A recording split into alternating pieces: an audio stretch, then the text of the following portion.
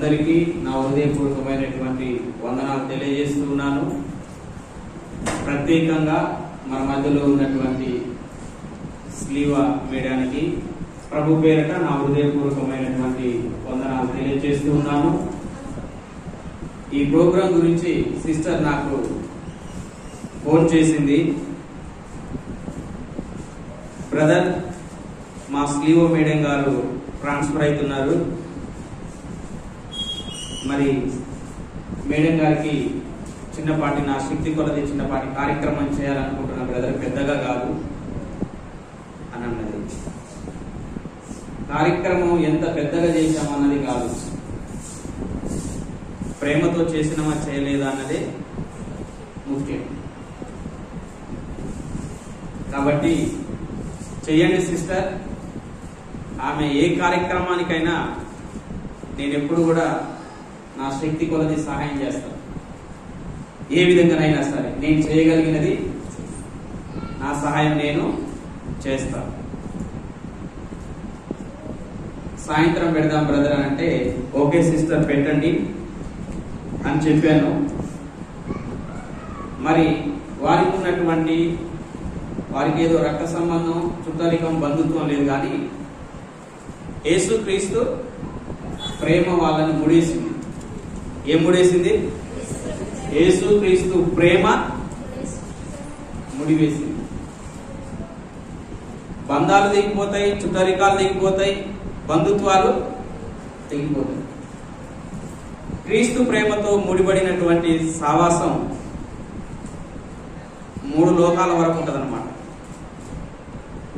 క్రీస్తు ప్రేమతో ఏ స్నేహం అయితే, ఏ సావాసం అయితే, ఏ ప్రేమ అయితే ముడివేయబడుతుందో అది 3 లోకాల వరకు కొనసాగుతూనే ఉంటది.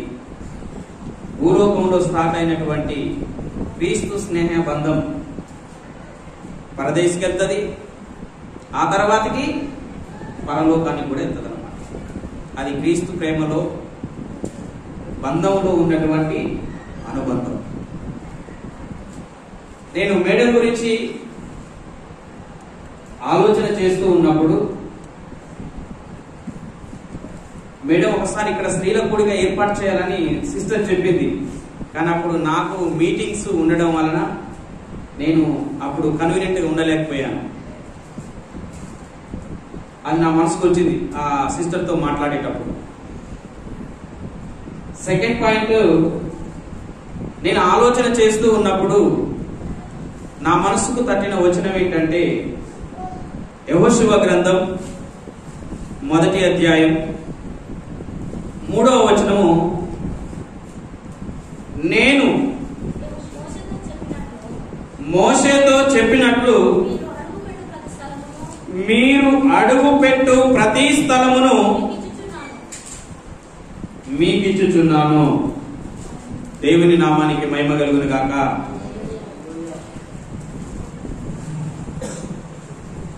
నేను మోషేతో చెప్పినట్లు మీరు అడుగుపెట్టు ప్రతి స్థలమును మీకిచ్చుచున్నాను. ఎవరు చెప్తున్న మాట ఇది? యెహోవా చెప్తున్న మాట. ఎవరితో చెప్తున్న మాట? ఇశ్రాయేలీయులతో చెప్తున్న మాట. మోషే ఏమైండు? ఐగుప్తు దేశంలో నుంచి నడిపించినటువంటి మోషే ఐగుప్తు ప్రదేశంలో ఉన్నటువంటి మీరు, ఐగుప్తు ప్రాంతంలో ఉన్నటువంటి మీరు ఎక్కడికి వెళ్ళాలి? పాలు తేనెలు ప్రవహించే దేశంలోనికి వెళ్ళాలి. ఐగుప్తులో ఫరోతో యుద్ధం చేసి ఇశ్రాయేలీయుల సైన్యాన్ని నడిపించి పిస్గా కొండ వరకు వచ్చి మోషే గారు ఏం చేశారంటే అక్కడ మృతి నొందారు. తర్వాత ఎవరు నడిపించాలి మరి? ఐగుప్తులో ప్రయాణం స్టార్ట్ అయింది, నాయకుడుగా ముందు నడిచిండు. పిస్కా కొండం కాడ దేవుడు తీసుకుపోయిండు. మరి వీళ్ళని ఎవరు నడిపేయాలి? అప్పుడు యెహోషువతో దేవుడు అంటున్న మాట ఇది, నేను మోషేకు తోడై ఉన్నట్టు నీకు తోడై ఉంటా. ఎందుకంటే మోషేను ఎలాగైతే దేవుడు నడిపించాడో నేను కూడా నిన్ను అలాగున నడిపించబోతున్నాను. ఇంకొక మాట ఏంటో తెలుసా? నువ్వు అడుగు పెట్టే ప్రతి స్థలం నీకిస్తున్నాను. ఎవరిస్తారమ్మా? కీర్తన గ్రంథంలో దేవుడు ఒక మాట అంటాడు, సర్వభూమి నాదే. ఈ భూమి అంతా కూడా ఎవరిది? నాది. కాబట్టి నేను ఒకటి తోడై ఉంటా. రెండేంటంటే నీవు ఏ స్థలాన అడుగు పెడతావో ఆ స్థలం నీకు ఇచ్చేస్తా. రెండో మాట చూడండి ఒకసారి, 5వ వచనం చూడండి. అందులోనే నీవు బ్రతుకు దినములన్నిటను ఏ మనుష్యుడు నీ యొదట నిలువలేక ఉండును.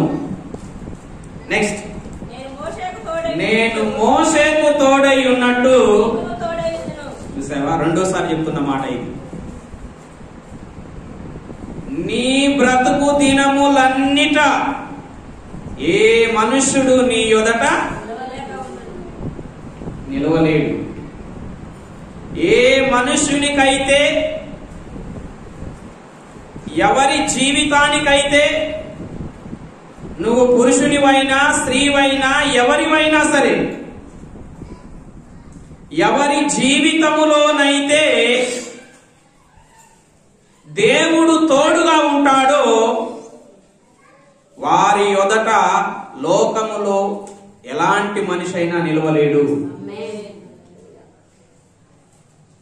దేవుడు ఎవరికి తోడుగా ఉంటాడో, ఎవరి జీవితములో దేవుడు వెన్ను తట్టి భుజము తట్టి వారి పక్షాన ఉంటాడో, భూలోకంలో ఎంత భూపతివైనా అధిపతివైనా కండలు తిరిగిన వీరుడివైనా దేవుడు తోడుగా ఉన్న మనిషిని ఎదుట వాడు ఎలాంటి వాడైనా ఎలాంటి వారైనా నిలవలేరు, నిలువజాలరు, వారితో పోరాటం కొనసాగించలేరు.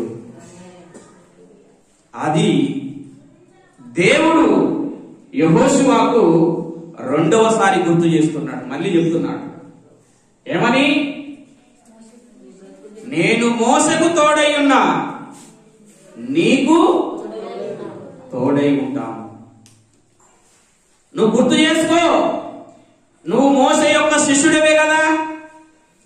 మోషే పోరాటంలో ఎన్నో దేశాలు సరిహద్దులు దాటుకుంటూ వస్తున్నారు.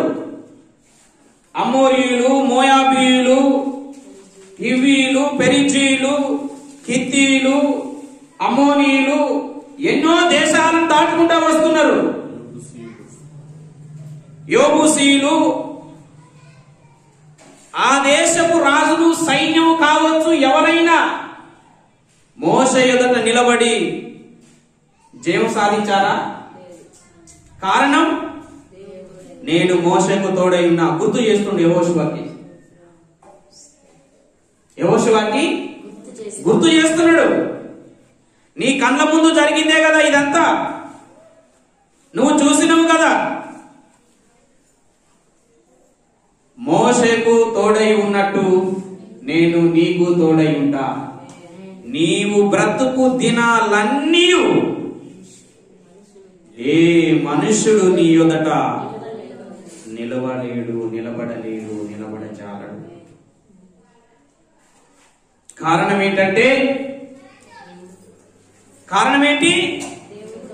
నేను నీకు. ఇశ్రాయేలుల సైన్యం ఎంత? 6 లక్షల జనాభా. 6 లక్షల సైన్యాన్ని యెహోషువ మోసే నమ్ముకుంటే మోసే ఈపికి సున్నం పెట్టేటోళ్ళే వీళ్ళు. కారణం ఐగుప్తుల సైన్యాన్ని చూడగానే మోసే నీకు దండం, మమ్మల్ని వదిలిపెట్టు, మా మీద ఒక నాయకుణ్ణి ఎన్నుకొని మేము తిరిగి ఎక్కడికి వెళ్ళిపోతాము?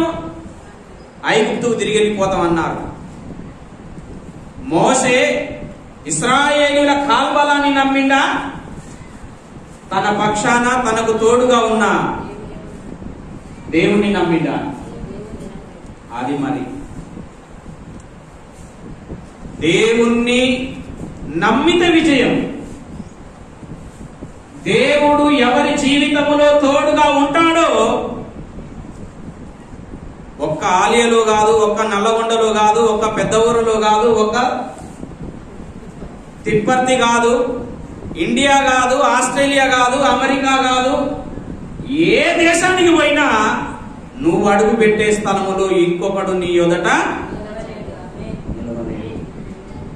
కారణం ఏంటంటే నీ పక్షాన ఉన్నవారు బహు గొప్పవాడు. రహాబు వేశ్య అయిన ఇశ్రాయేలీయులు దేవుని గొప్పతనం వాళ్ళ కళ్ళల్లో మెదలే గాని రహాబు ఒక మంచి మాట అన్న తెలుసా? మీ దేవుని గురించి, మీ దేవుడు జరిగించే కార్యాల గురించి మేము విన్నప్పుడు మా గుండెలు, దేవుని మహత్కార్యాలు, గొప్ప కార్యాలు, దేవుడు మీకు తోడుగా ఉండి చేసిన కార్యాలు మేము వింటే మా గుండెలు కరిగిపోయినవి. ఎట్టి మనుషునికైనను ప్రపంచంలో మీ ఎదుట నిలబడే ధైర్యం. ఎవరు చెప్తున్నమాట? రహాబ్. ఈ దరిద్రులకేం పుట్టింది? మా మీద ఒకరిని నాయకునిగా పెట్టుకొని తిరిగి మేము ఐగుప్తుకు తిరిగి వెళ్తాం అంటే దేవుని శక్తి వీళ్ళకెందుకు తెలవలేదు? దేవుడు నీకు తోడుగా ఉంటే కొండంత బలగమున్నా,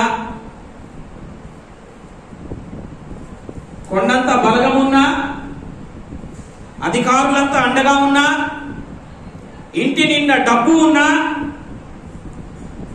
వాటి వలన కలిగే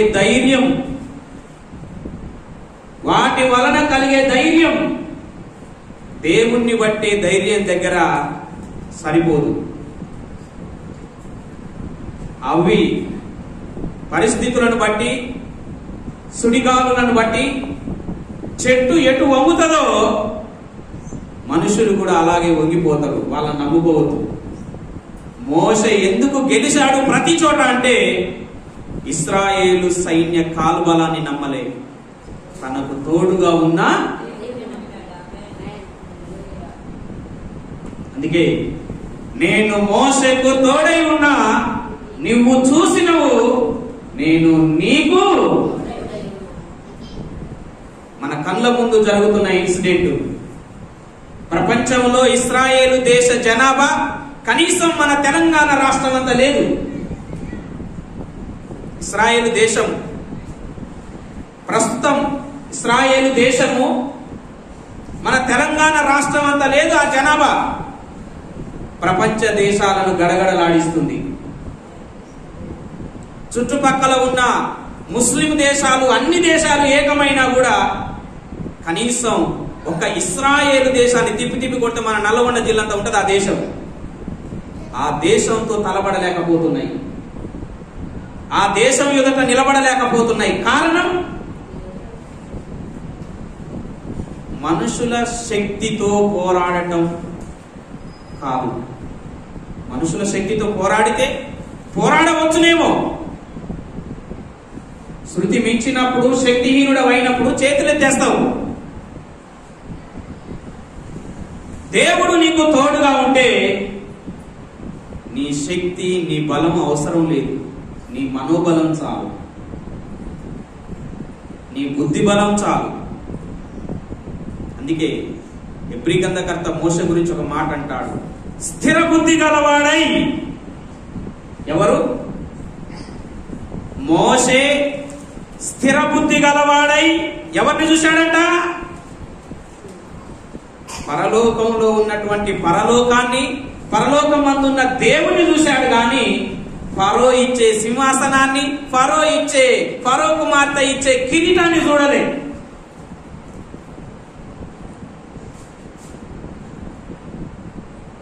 మన విశ్వాసము దేవుడు బలపరుస్తున్నాడు యెహోషువని. అప్పుడు యెహోషువ ఈ మాటలు విన్నాక ప్రజలు ఏమంటారో తెలుసా? 17వ వచనం చదవండి. మోషే చెప్పిన ప్రతి మాట మేము విన్నినట్లు నీ మాట విందుము. నీ దేవుడైన యెహోవా మోషేకు తోడై ఉండినట్లు నీకును తోడై ఉండును గాక. ఆమేన్. ఎవరంటారు ఈ మాట? మూడవసారి ప్రజలు అంటున్నారు.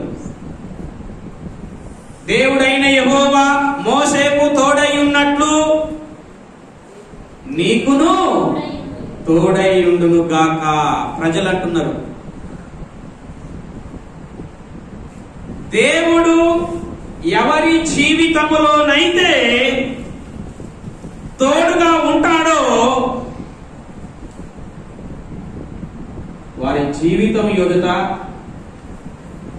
వారు నడుస్తున్న దారి బురద కావచ్చు, ముళ్ళ కంపలు కావచ్చు,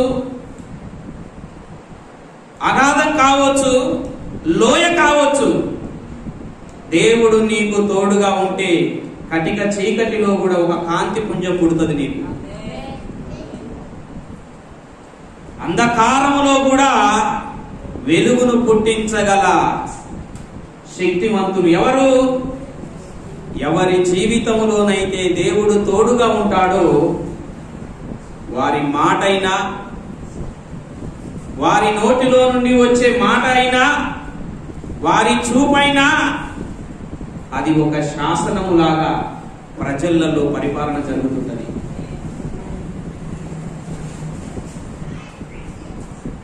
వెళ్ళే ప్రతి స్థలం, నీవు వెళ్ళు ప్రతి స్థలమున ఎవరు తోడుగా ఉంటారంట? దేవుడు. కాబట్టి 9 సంవత్సరాల 300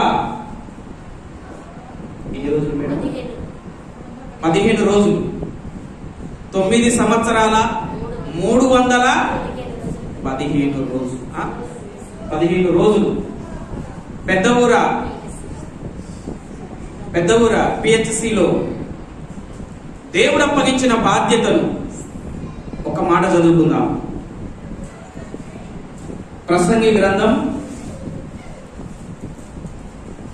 9వ అధ్యాయం 10వ వచనం. చేయుటకు నీ చేతికి వచ్చిన ఏ పని అయినా నీ శక్తి లోపము లేకుండా చేయుము. ఎట్లా చేయాలంట? దేవుడు అప్పగించినటువంటి బాధ్యత, పని ఎలా చేయాలంట? శక్తి లోపము లేకుండా. మరి మేడానికి దేవుడు మరి అది ఉద్యోగమా అని అనుకుంటారేమో, కానీ నేను అనుకునేది ఏంటంటే అది ఒక సేవ. హల్లెలూయా. ఏంటిది అది? సేవ. ఒక ఆయనకు ఉద్యోగం వచ్చింది. నేను ఆయనకు ఒక మాట చెప్పిన, ఉద్యోగం వచ్చిన దానికి ప్రార్థన చేయమంటే చేసినాం. సరే, మా ప్రార్థన వల్ల వచ్చిందో రాలేదో తెలియదు, కానీ ఆయనకు ఉద్యోగం వచ్చింది. నేను ఆయనకు ఒక మాట చెప్పిన, నీకు ఉద్యోగం వచ్చిందయ్యా, ఉద్యోగం అని ఫీల్ కాకు, దేవుడు నీకు సేవ చేసే బాధ్యత అప్పచెప్పాడు. కొన్నిసార్లు హాస్పిటల్లో పోతే కొంతమందిని చూస్తే ప్రేమ పుడుతుంది, కొంతమందిని చూస్తే అసహ్యం వేస్తుంది. నేను ఆయనకి ఎందుకు చెప్పాను ఆ మాట అంటే, సెల్ ఫోన్ ఇట్లా పెట్టిండు, ఇంజక్షన్ ఇట్లా లాగిండు, ఇట్లా సూది వేస్తున్నాడు. నాకు భలే కోపం వచ్చింది. ఒకవేళ అది బెండ్ అయి, ఒకవేళ అది కరెక్ట్గా వేయకపోతే ఏంది పరిస్థితి? నేను చెప్పాను వెంటనే, నేను ఒక సేవకుడిగా చెప్తున్నా, నువ్వు ట్రీట్మెంట్ ఇచ్చేటప్పుడు నీ ఫోన్ పక్కన పెట్టు. నువ్వు ట్రీట్మెంట్ ఇచ్చేటప్పుడు నీ ఫోన్ పక్కన పెట్టు. దేవుడు, నువ్వు సంతోషపడవచ్చు నెలకు 60-70 వస్తున్నాయని. తప్పు. సేవ, లేనోళ్ళు వస్తారు, ఉన్నోళ్ళు వస్తారు, వాళ్ళ బాధ చూస్తుంటే వర్ణాతీతంగా ఉంటది. యాక్సిడెంట్ అయ్యేటోళ్ళు, డెలివరీ వాళ్ళు, జ్వరం వచ్చి కదా. నీకు బాధ్యత చెప్పాడు, చాలా జాగ్రత్తగా నమ్మకంగా చెయ్యి, లోపము లేకుండా చెయ్యి.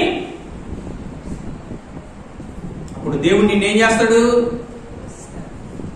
ఏం చేస్తాడు? కొంచెములో నమ్మకముగా ఉంటే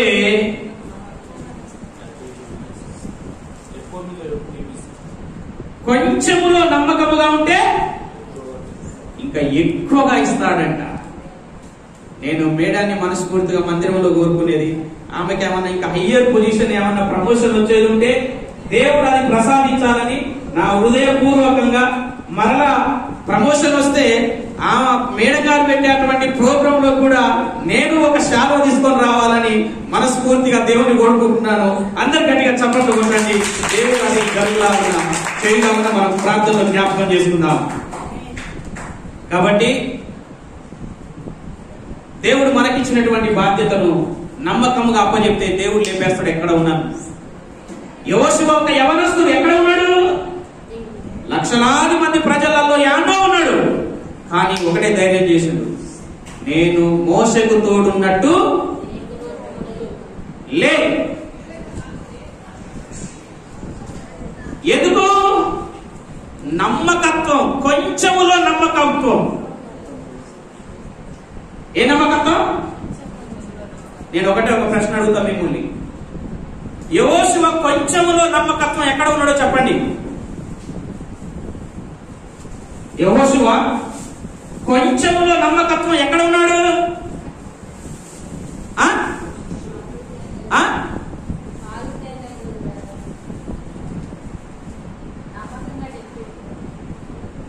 తెలుసు కానీ చెప్పడం రావట్లేదు, చెప్తాయి.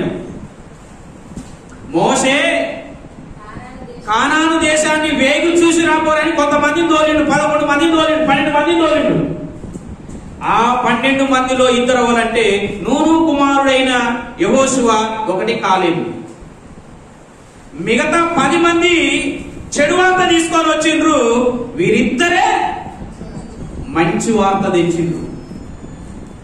దేవుడు అప్పగించిన కొంచెం పనిలో నమ్మకంగా ఉండేవారికే మోసే వచ్చినాక 6 లక్షల జనాభా యొక్క నాయకత్వాన్ని, కొంచెంలో నమ్మకత్వం ఉంటే దేవుడు ఇంకా పెద్ద స్థానాన్ని ఇస్తాడు. అది యెహోషువకి ఇచ్చాడు. దేవుడు కూడా స్లీవ మేడానికి తోడై ఉండి ఆమె వెళ్తున్న ప్రాంతంలో దేవుడు ఆమెను దీవించి ఆమెను అత్యధికముగా ఆశీర్వదించి ఇంకా నమ్మకమైనటువంటి పనిని, పెద్ద పనిని అప్పచెప్పి ఆ పరిచర్యలో, వైద్య పరిచర్యలో అనేకులకు సేవ అందించి, వీరు చేసిన సేవను బట్టి సేవ పొందుకున్న వాళ్ళు దేవునికి కృతజ్ఞతాస్తుతులు చెల్లిస్తారు, తెలుసా? కాబట్టి మరి దేవుడు స్లీవ మేడాన్ని, వారి హస్బెండ్ సార్ బర్తలోమై సార్ గారిని, వారి కుటుంబాన్ని దీవించాలని నా మనస్ఫూర్తిగా నేను వారిని ఒక దైవ సేవకుడిగా దీవిస్తూ ఉన్నాను. ఈ ప్రోగ్రాంలో సిస్టర్ మీరు మాట్లాడాలని చెప్పినప్పుడు నేను ఆలోచించినప్పుడు వెంటనే ఫోన్ పెట్టేయగానే ఈ మాటలే ఆత్మ ప్రేరేపణ కలిగిన మనసులోకి వచ్చినవి. ఇవే నేను ఇక్కడ అందించాను. ఈ అవకాశం ఇచ్చినటువంటి వారికి నా హృదయపూర్వకమైనటువంటి వందనాలు ప్రేమిల సిస్టర్ కి తెలియజేస్తున్నాను. అలాగే శ్రీవా మేడానికి కూడా నా హృదయపూర్వకంగా వందనాలు తెలియజేస్తున్నాను. ఈ అవకాశం ఇచ్చినటువంటి దైవ సేవకులు దావీదయ్య గారికి హృదయపూర్వకమైన వందనాలు.